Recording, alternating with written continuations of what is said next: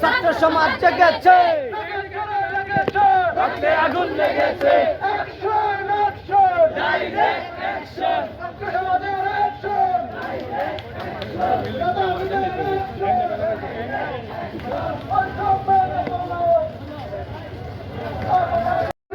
প্রশাসন আমাদেরকে সহযোগিতা করছেন, আমাদেরকেও তাদের কথাটা ভাবতে হবে। যেহেতু আমাদের আন্দোলন চালিয়ে যেতে হবে, তাই আমরা আজকে আর এখানে দীর্ঘায়িত করব না।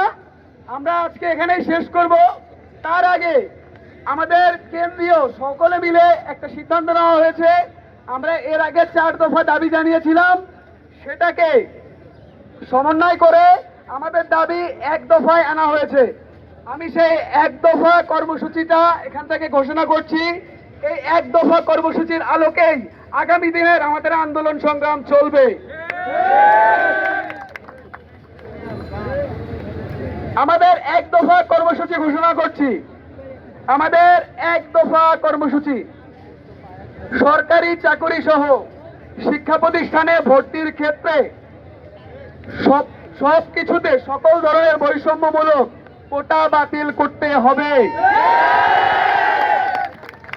এবং শুধুমাত্র অনগ্রসর গোষ্ঠীর কথা মাথায় রেখে সর্বনিম্ন পর্যায়ে কিছু কোটা বরাদ্দ রেখে রাষ্ট্রীয়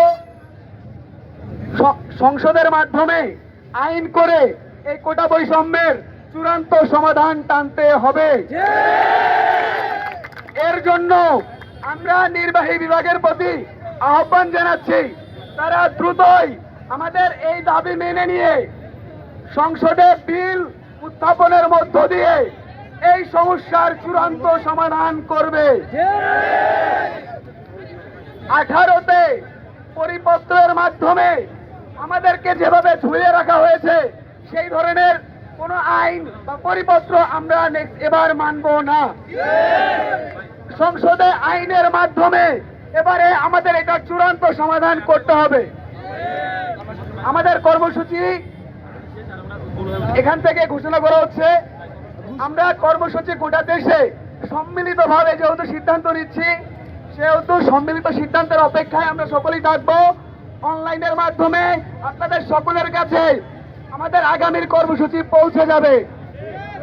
তবে আমরা আপনাদের বলতে চাই, আমরা আজকে যেভাবে গোল চত্বরে বিকাল 3টায় অবস্থান নিয়েছিলাম, ঠিক ওইভাবে 3টায় গোল চত্বরে অবস্থানের প্রস্তুতি রাখবো।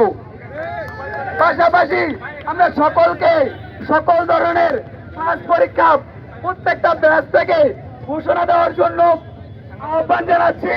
আপনারা সকলেই নিজ নিজ ব্যাচ থেকে যতক্ষণ না পর্যন্ত দাবি মেনে নেওয়া হচ্ছে, ততক্ষণ পর্যন্ত ক্লাস পরীক্ষা বর্জনের ঘোষণা দিবেন। সর্বশেষ এখানে উপস্থিত সকল সাংবাদিক বৃন্দকে আমরা ধন্যবাদ জানাতে চাই। তারা